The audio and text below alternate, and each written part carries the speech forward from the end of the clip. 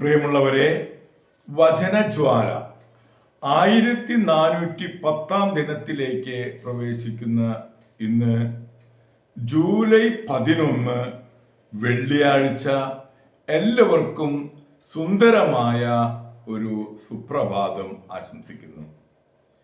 ഇന്നത്തെ വചനവായനയിൽ സുഭാഷിതങ്ങൾ 23 അധ്യായം 1 മുതൽ 18 വരെയുള്ള തിരുവാക്യങ്ങളാണ് നാം ശ്രവിക്കുക.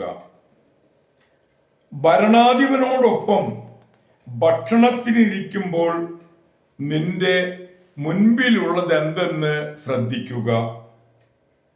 ഭക്ഷണക്കൊതിയനാണെങ്കിൽ നീ നിയന്ത്രണം പാലിക്കുക. അവന്റെ വിശിഷ്ട വിഭവങ്ങളിൽ കൊതിവെക്കരുത്, അത് നിന്നെ ചതിക്കും. സമ്പത്ത് നേടാൻ അമിതാധ്വാനം ചെയ്യരുത്, അതിൽ നിന്ന് ഒഴിഞ്ഞു നിൽക്കാൻ വേണ്ട വിവേകം കാണിക്കുക. സമ്പത്തിന്മേൽ കണ്ണുവെക്കുമ്പോഴേക്കും അത് അപ്രത്യക്ഷമാകും. കഴുകനെ പോലെ ചിറക് വെച്ച് ആകാശത്തിലേക്ക് പെട്ടെന്ന് അത് പറന്നു പോകുന്നു. പിശുക്കൻ തരുന്ന ആഹാരം കഴിക്കരുത്, അവന്റെ വിശിഷ്ട വിഭവങ്ങൾ കൊതിക്കുകയുമരുത്. എന്തെന്നാൽ അവൻ മനസ്സിൽ എണ്ണി നോക്കുന്നുണ്ട്. തിന്നുക കുടിക്കുക എന്ന് അവൻ പറയുമെങ്കിലും അവന് ആത്മാർത്ഥതയില്ല. കഴിച്ച ഭക്ഷണം നീ ഛർദിച്ചു കളയും. നിന്റെ നല്ല വാക്കുകൾ പാഴായി പോകുകയും ചെയ്യും. ഭോഷൻ കേൾക്കെ സംസാരിക്കരുത്, നിന്റെ വാക്കുകളെ ജ്ഞാനത്തെ അവൻ നിന്ദിക്കുകയേയുള്ളൂ. പണ്ടേയുള്ള അതിർത്തിക്കല്ല് മാറ്റുകയോ അനാഥരുടെ നിലം കയ്യേറുകയോ ചെയ്യരുത്. എന്തെന്നാൽ അവരുടെ സംരക്ഷകൻ ശക്തനാണ്. അവിടുന്ന് നിങ്ങൾക്കെതിരായി അവരുടെ പക്ഷം വാദിക്കും. നിന്റെ മനസ്സ് പ്രബോധനത്തിലും കാതുകൾ വിജ്ഞാനം നിറഞ്ഞ വചനങ്ങളിലും ഉറപ്പിക്കുക.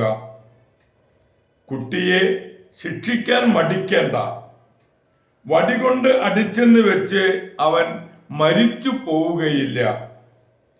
അടിക്കുമ്പോൾ നീ അവന്റെ ജീവനെ പാതാളത്തിൽ നിന്നും രക്ഷിക്കുകയാണ് ചെയ്യുന്നത്. മകനെ, നിന്റെ ഹൃദയം ജ്ഞാനമുള്ളതെങ്കിൽ എൻ്റെ ഹൃദയവും സന്തോഷിക്കും. നിന്റെ അധരങ്ങൾ നീതി മൊഴിയുമ്പോൾ എൻ്റെ ആത്മാവ് ആഹ്ലാദിക്കും. നിന്റെ ഹൃദയം പാപികളെ നോക്കി അസൂയപ്പെടരുത്. എപ്പോഴും ദൈവഭക്തിയിൽ ഉറച്ചു നിൽക്കുക. തീർച്ചയായും നിനക്കൊരു ഭാവിയുണ്ട്.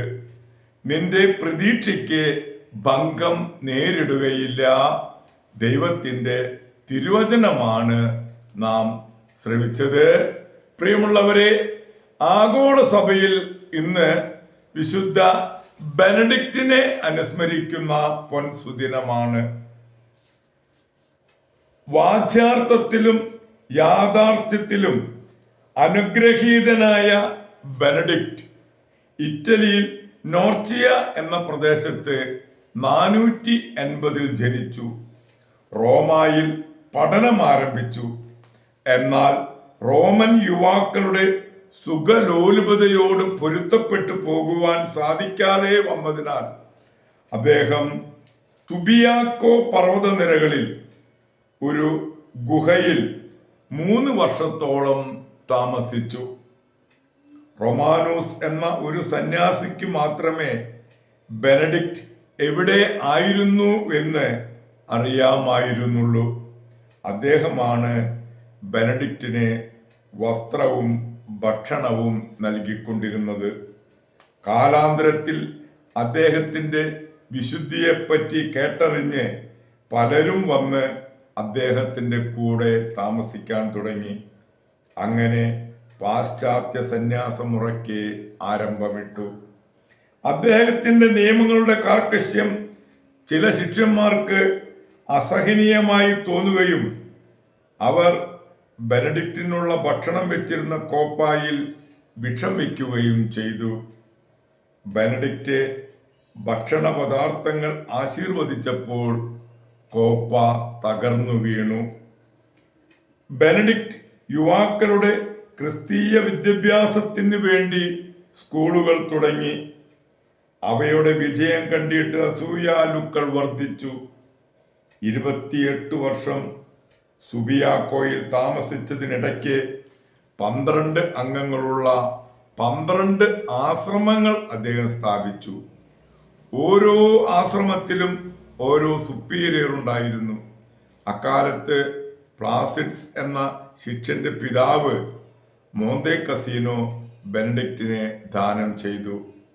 അദ്ദേഹം 529 അവിടെ ഒരു ആശ്രമം പണിത് അങ്ങോട്ട് താമസം മാറ്റി. 3 കൊല്ലം മുമ്പ് അദ്ദേഹം എഴുതിയുണ്ടാക്കിയ നിയമം എല്ലാ ആശ്രമങ്ങൾക്കും ബാധകമാക്കി. ദാരിദ്ര്യം, കന്യാവ്രതം, അനുസരണം എന്നീ 3 വ്രതങ്ങളും സമൂഹ ജീവിതവും സന്യാസ ജീവിതത്തിന്റെ ഘടകങ്ങളാക്കി. പ്രാർത്ഥനയും കൃഷിയും പുരാതന കയ്യെഴുത്ത് കൃതികൾ പകർത്തലും സന്യാസികളുടെ കാര്യപരിപാടിയിൽ ഉൾപ്പെടുത്തി. ആശ്രമങ്ങൾക്ക് ഐക്യം ഉളവാക്കിയത് മോന്തോ കസീനോയിലെ മഹാ ആശ്രമമാണ്. വ്യക്തികൾ ഏകാന്തത്തിൽ ജീവിക്കുന്ന സന്യാസമുറയ്ക്ക് പകരം സമൂഹ ജീവിതവും സുവിശേഷ പുണ്യങ്ങളുടെ അനുഷ്ഠാനവും പ്രചാരത്തിലായി.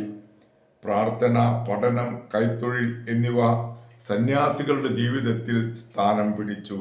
അഥവാ സന്യാസ ജീവിത രീതി മോന്തോ കസീനോയിൽ വിശുദ്ധ ബെനഡിക്റ്റിന്റെ നിയമസമിതിയിൽ നിന്നാണ് ഉടലെടുത്തത്. മരിക്കുന്നതിന് 6 ദിവസം മുമ്പ് തനിക്കുള്ള ശവകുടീരം തുറക്കാൻ ബെനഡിക്റ്റ് ആജ്ഞാപിച്ചു. താമസിയാതെ പനി തുടങ്ങി. 6-ാം ദിവസം 543 മാർച്ച് 21-ാം തീയതി അദ്ദേഹം ദേവാലയത്തിലേക്ക് സംവഹിക്കാൻ ആവശ്യപ്പെട്ടു. ഒരു ശിഷ്യന്റെ മേൽ ചാരിക്കിടന്നുകൊണ്ട് അദ്ദേഹം വിശുദ്ധ കുർബാന സ്വീകരിക്കുകയും താമസിയാതെ മരിക്കുകയും ചെയ്തു. തന്റെ ഇഹലോക ജീവിതത്തിൽ തന്നെ വിശുദ്ധ ബെനഡിക്റ്റ് മരിച്ച ഒരു യുവാവിനെ ഉയർപ്പിച്ചതായി ജീവചരിത്രകാരൻ സാക്ഷ്യപ്പെടുത്തുന്നുണ്ട്. ബെനഡിക്റ്റൻ സഭ 24 മാർപ്പാപ്പമാരെയും 4600 മെത്രാന്മാരെയും 5000 വിശുദ്ധരെയും കാഴ്ചവെച്ചിട്ടുണ്ട്. പ്രിയമുള്ളവരെ, വിശുദ്ധ ബെനഡിക്റ്റിന്റെ നിയമം ആരംഭിക്കുന്നത് ദൈവത്തെ അന്വേഷിക്കുക എന്ന ഉപദേശത്തോടു കൂടെയാണ്. ആദ്യമായി ദൈവരാജ്യവും അതിൻ്റെ നീതിയും അന്വേഷിക്കുക എന്നാണല്ലോ ദിവ്യഗുരുവിൻ്റെ ആഹ്വാനവും. പ്രാർത്ഥിക്കുക, അധ്വാനിക്കുക എന്നായിരുന്നു വിശുദ്ധ ബെനഡിക്റ്റിന്റെ മുദ്രാവാക്യം. പ്രിയരെ, വിശുദ്ധ ബെനഡിക്റ്റിന്റെ മാധ്യസ്ഥം യാചിച്ച് ഇന്നത്തെ ഈ നല്ല ദിവസത്തിലേക്ക് നമുക്ക് പ്രവേശിക്കാം. എല്ലാവർക്കും നല്ല ഒരു വെള്ളിയാഴ്ച ദിവസം ആശംസിക്കുന്നു.